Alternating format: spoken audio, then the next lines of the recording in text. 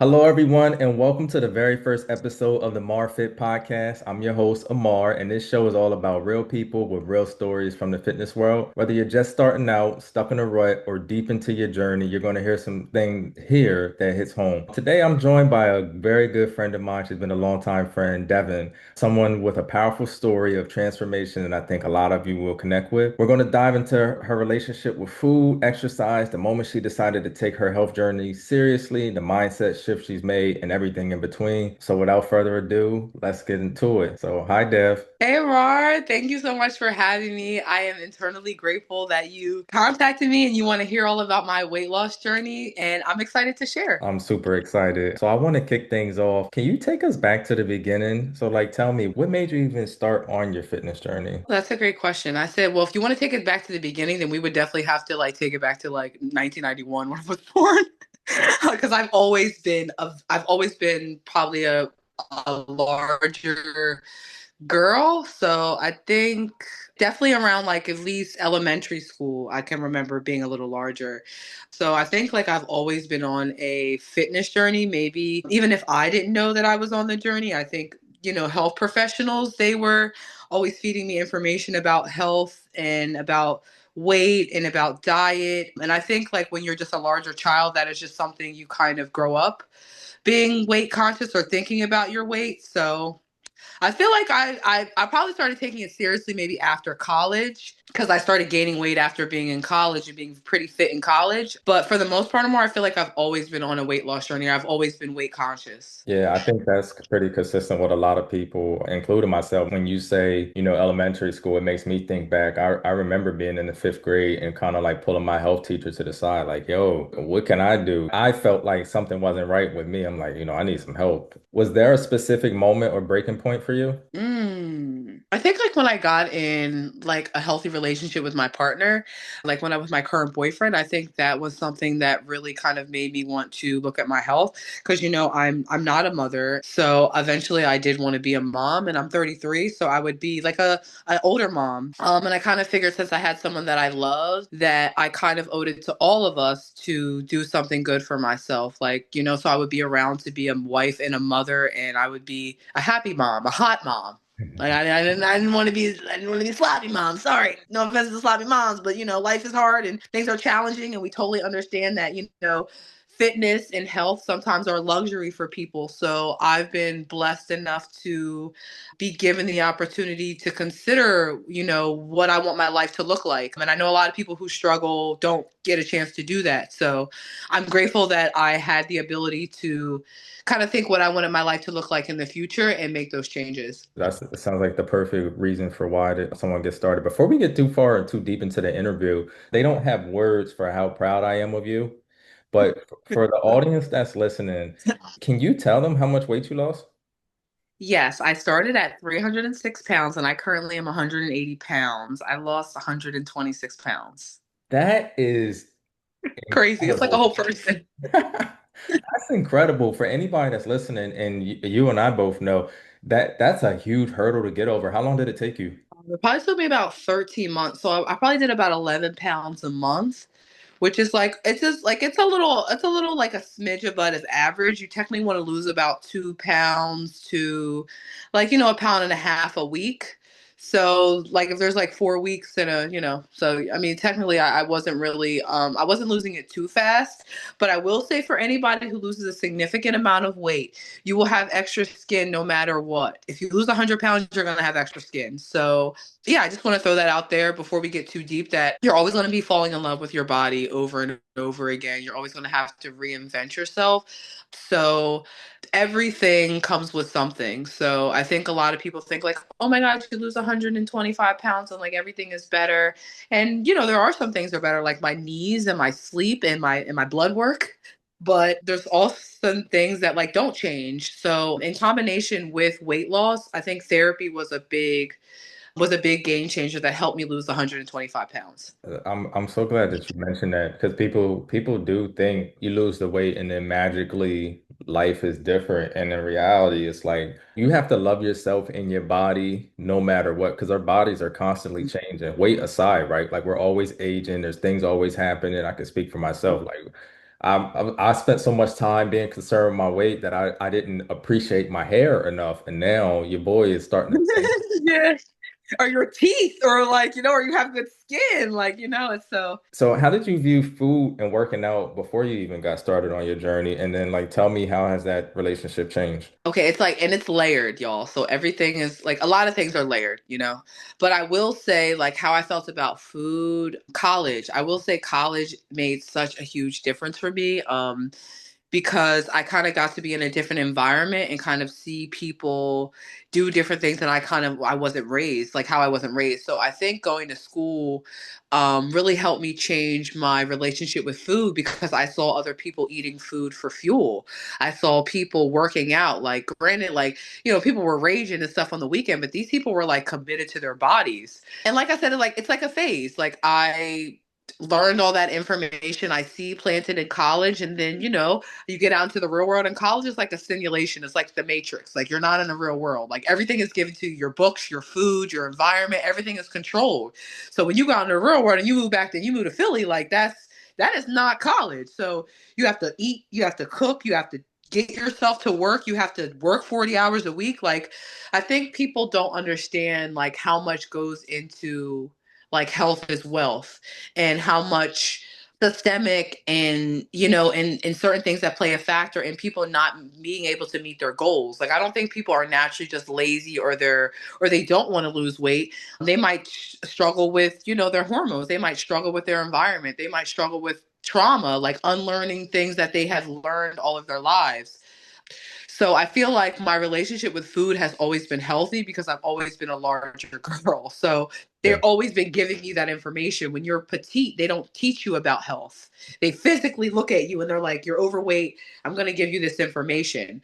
But I feel like now I just feel grateful. I think for a long time, especially anybody, whether it's a weight loss journey, whether it's your music journey, whether it's your journey to get your education, people sometimes, they get defeated. They feel like, hey, I've been on this shit for a long time. And like, I wonder when I'm going to make a break, or I wonder when it's going to happen for me. A lot of people feel like that with a lot of things. So if anything, I think the only thing that has changed is my gratitude. Like, I have so much appreciation for being an overweight child, for going through the hardships with food and body image, because it's made me so grateful for like losing 125 pounds. Like, if anything, it's just an aid in my confidence because it's another thing that I wanted to accomplish that I did. And that's how people should look at weight loss. It's not about the number, but more so about another promise that you kept to yourself. And keeping promises to yourself is how you build your confidence. Yeah, absolutely. And while we're Yeah. staying on top of mindset, like what kept you motivated in the hard days and like what did you run into any like mental or emotional changes that were key? Like how did the brain change during this whole process? Wow, yeah. I definitely went to therapy prior to like knowing that I really wanted to lose weight. I think that also what kept me motivated was, I'm not gonna lie, clothes. Like, I love fashion, like, and as someone who's like modeled and done things in plus size fashion, I was very limited with like, bookings and even stuff that I wanted to wear. So, which is not a fault of my own. I think also compassion. Like, I gave myself a lot of compassion during that time because I never asked to probably be an overweight child, and that's no fault to anybody. My mom was a single mom, so she worked the best she could with what her means were. So I was grateful for the opportunity to know more and have more, so that I knew what I kind of wanted for my life. But I would definitely say therapy, and just like knowing that I wanted to fit into certain clothes, knowing that I wanted to have a certain way that I looked, and knowing that I was in control of that. And I had some hardships too, and more so of it was when I lost weight. That was really hard. I had a lot of problems with like friends. Really? I got more attention than I probably was. Yeah, with my friends. Yeah, I lost friends from losing a bunch of weight too. You It's want to crazy. dive into that? You want to? Yeah, I have no problem. Yeah, I think it just has to do with sometimes and this is not everyone's experience. This is just how I've interpreted my own personal opinion. But I think sometimes like there is a fat friend. There is a friend who's fat, and I think that there are some people who keep you around because it makes them feel better about themselves. And I think that once you start changing and you're no longer what people know you for, they have a hard time like digesting you. Like they don't know how to digest you because they've only been able to digest you one way. And what I realized about like, losing the weight, that it kind of wasn't about, it was never about like our friendship. It was more like about keeping tabs on each other. Like, if I'm doing well, as long as I'm like, I'm small enough to be your friend, but like now I'm too small where now I feel like we're in competition with each other because I might get more attention, or I might, we live in a fat phobic society. Like, call it what you call it. People are fat phobic and everybody wants to lose weight. Everybody wants to be small. A lot of people do. They're just not honest about it.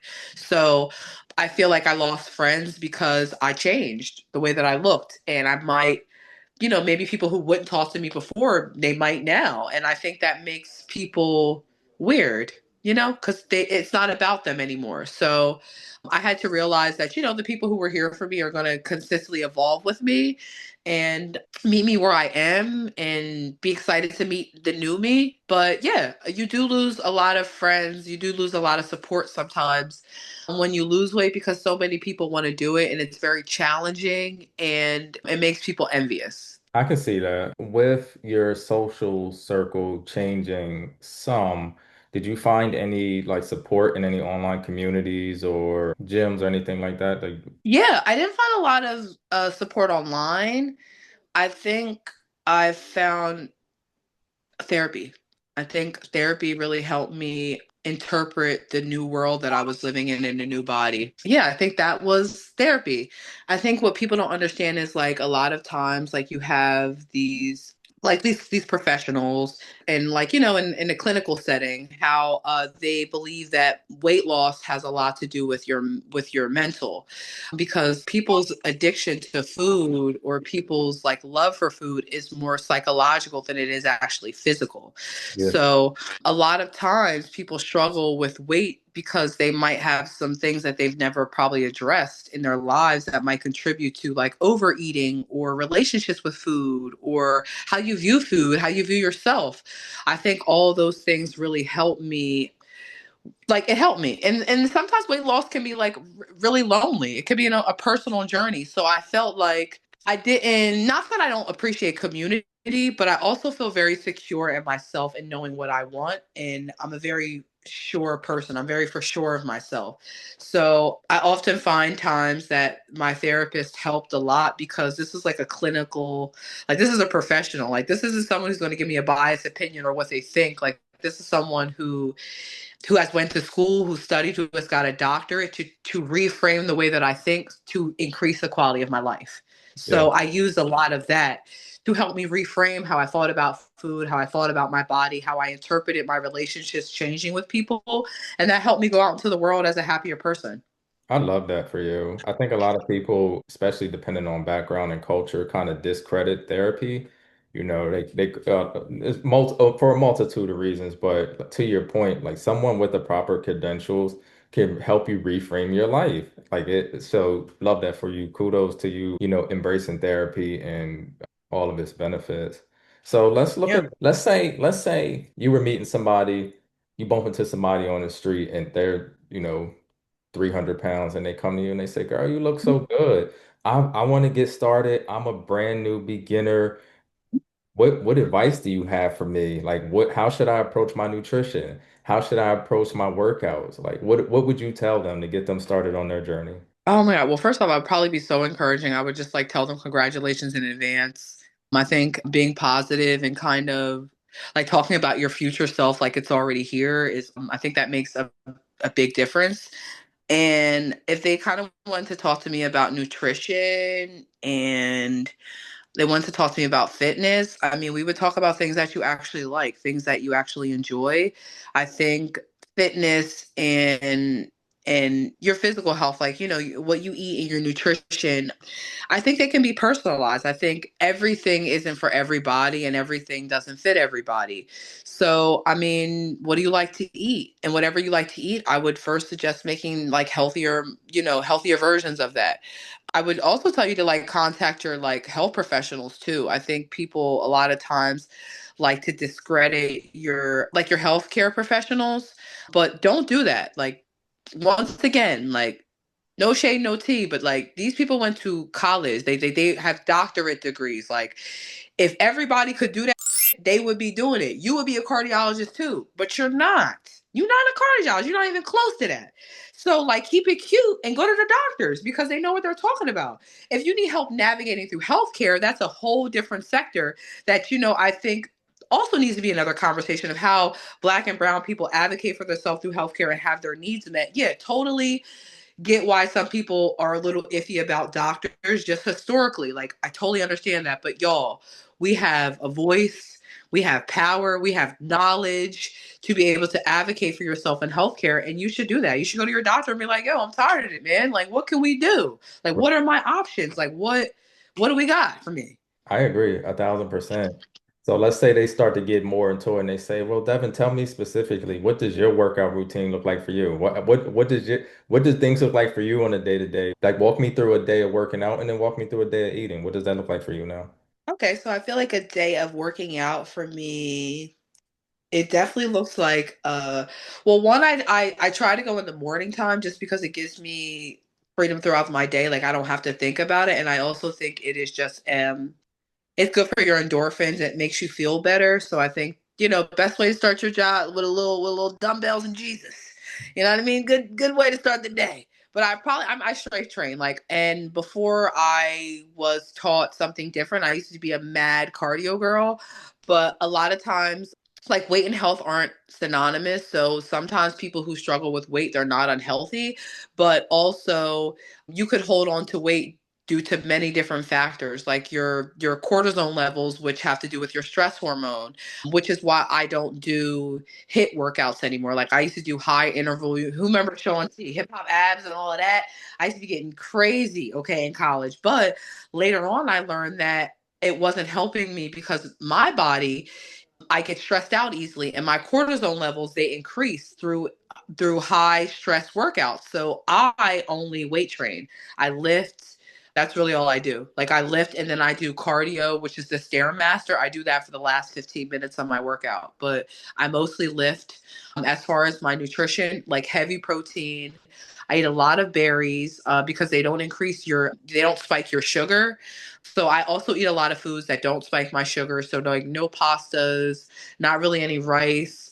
I don't mind carbs, but carbs are for fuel. So if I know I'm gonna really, like, we hip thrust in 250, then we're gonna eat a bagel. We're gonna bust down some pasta because I need it for fuel. But for the most part, I'm heavy protein, green leafy vegetables, a lot of berries, a lot of fruit. I think that, if anything, you should enjoy life. Like, you don't want to hate it. This is not a punishment for you. This is a blessing. This is wealth.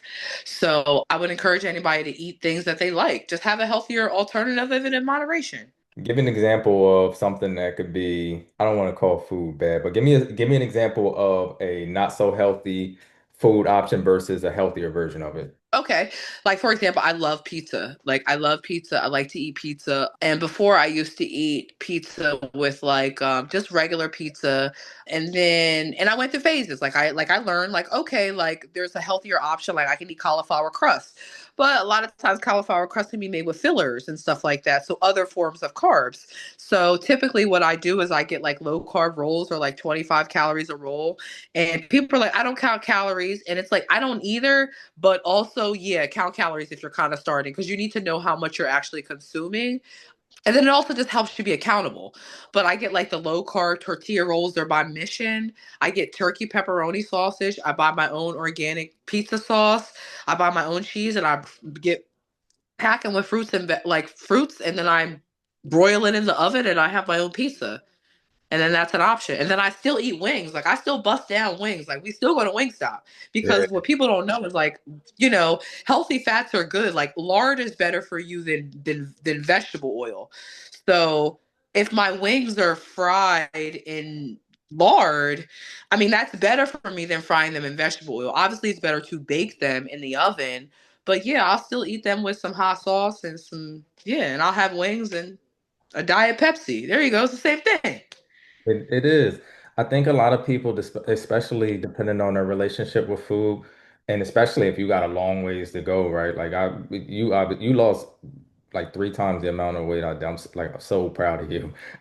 Thank you. People, it takes readjusting that relationship with food, and I think a lot of people start out on their journey and they say, "Oh, I got to get started. I can't have any cheat meals, or I can't have anything that I used to like." And I always try to encourage people to your point. It's like, no, you have to have balance, right? You have to be intentional about what you eat. 80 to 90, depending on where you at, 90%. Like for me, I got to be 90% on point, but there's still room to have a drink. Like I don't drink often. I Me might drink neither. like every 4 to 6 months, I'll Mhm. indulge, right? Or like wings, cheesesteaks. You can have those things, but it can't be 3, 4 times a week. You got to be intentional about it. So I'm so glad that you brought that up. If someone was listening to this, they would think, God, Devin started on her journey and she just went from 300 plus down into the 180s. But there had to have been setbacks, right? Tell me about your biggest setback or plateau and kind of how you worked through it. Yeah, yo, I have bad knees, y'all. Okay, like I tore my ACL like 2012, and I am no D Rose, baby. So I ain't never come back. Like it was never that. Like the ACL was always back. Okay, the knees are back.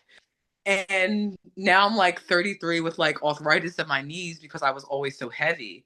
So I feel like that was always a challenge and a setback. Just like having minor things that you can control that you need to lose weight in order for them to be better. So people are like, yeah, your knees will get better when you lose the weight, but your ass got to walk on the bad knees to lose the weight. It's like so a lot of times when you see people and they struggle with weight, it's like there are so many different factors. Like I said, your environment, your health, your mental health, your courage, your determination. Like there could be a lot of different factors that contribute to why somebody might struggle with that.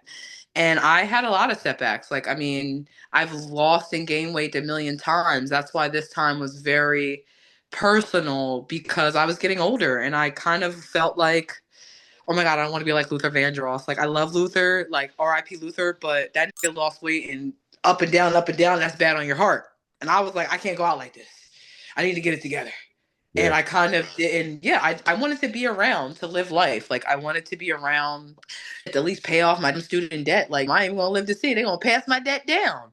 Like I'm not, I'm 34, like I'm 300 pounds, like I'm uncomfortable. I don't feel good in my clothes anymore. Like I don't know if I would be able to carry a child full term because I'm not healthy enough to do that. Mm, And yeah, so I mean, there's a lot of things. Like some people find comfort in being larger and finding community and being beautiful. And I don't think weight has anything to do with beauty, or I don't think it even has anything to do with health. But I could say for me personally, it had a lot to do with my health. And I wanted longevity. And there are a lot of people who have, who are larger, who have longevity out of life. I just didn't know if that would be the case for me. And I didn't want to gamble. right. Okay. So as we wrap up, what's life like for you now? Like, what are you working on? What does the next level look like for you? Like, what's next for Devin? Oh my gosh. Yeah, I've been trying to lose weight for so long, so it's just like something that I've like another notch off my belt. Like, whoo, okay. Now my next goal. What have I been working on? I feel like I have really been working on being intentional about like healing my family, like my generation, and just being knowledgeable and using like my workout and the way that I eat as a form of discipline and like applying that into all other avenues of my life because I'm just proud of myself. Like I said, I've been a large child, I've been a large adolescent, I've been a large teenager. This is the smallest I've ever been in my actual life. So I've lived in 100 and 80 pounds for a shorter amount of time than I've lived in a 300-pound body. So, if anything, like I'm always just trying to be an advocate to like work on advocating, not even just for weight loss, or just for people in general, because I struggled silently with my weight. And while people are like, "Oh, you're confident and you're vibrant and you're great," I'm still a human being too. So like I still go out into the world and I still, I still feel insecure. Like I still have worries just like everyone else does. So I want people to like live in that truth and be comfortable with like navigating through life and realizing that, it is a journey and it takes time and compassion, and like it's okay. Don't let nobody else worry about what you got going on, and worry about your own journey because it's personal. It makes you a better person, and it makes you go out into the world a better person when you feel good about yourself. So I feel great. I did something else that I said I was going to do. That's awesome. Well, look, Dev, we definitely appreciate you. I want to thank you for coming on and being the first guest on this experiment that I'm doing. That's a new podcast for me. It's definitely stepping outside of my comfort zone. But I feel like a lot of people would benefit from hearing the stories because you see online so many times, you see people, especially like in the day of social media, and everybody's shredded on Instagram, right? And everybody's portraying perfection, but you don't really see a lot of the journey. So I wanted to use this as a platform to kind of like amplify real people's stories. I just love your approach to everything about this and wishing you the best on this journey. Where can people find you? They heard this and was like, "Oh my gosh, she's so motivating." Where can they find you to see more and hear more? Yes, yes. So I do content creating too. I'm also a social worker, so I work a lot in social services. So you'll hear me talk a lot of just about like Black and brown people, just like, making sure that I can help us all thrive and strive. And you can follow me on all social media platforms. I'm on TikTok, I'm on YouTube, I'm on Instagram, I'm on Facebook, and it's Devon Chanel. So the only thing is it's D as in dog. The E is going to be the number three, VON, and then Chanel, like the designer, CHANEL. One word, Devon Chanel. And I'm here for positivity and for you to be the best ever. I'm here to motivate you. We're all the best. Love it, Dev. So thank you everybody for watching. If you got something out of today's episode, make sure you hit the like button, subscribe to the channel because your boy's trying to get to 1,000 subscribers in the next He 99 days. will. Yeah. Try. And before you let me go, I like it was a lot about me. I just want to say shout out to Amar. Okay. This man is a community man. Okay. This man is for the people, by the people. I have so much respect for you. I just love the man you came out, like you turned out to be, Amar. Like, I mean, you were always great in high school, but it's just so beautiful just to see you doing well and to see you creating community. You're an amazing husband, you're an amazing father, you're an amazing community man. And I would literally, whatever you on, I'm on. That's it. Whatever you're on, I'm on. For life. That's it. Sad season. Okay. It's sad season forever. Big dog, not the little one. So proud of to be a part of anything that you do, Amar. I'm honored. Thank you so much. Look, I appreciate you. And folks, I'm speechless. We're going to end the episode. Check the show notes in the YouTube description for more info and links on how to find Devin. Until we meet again, family.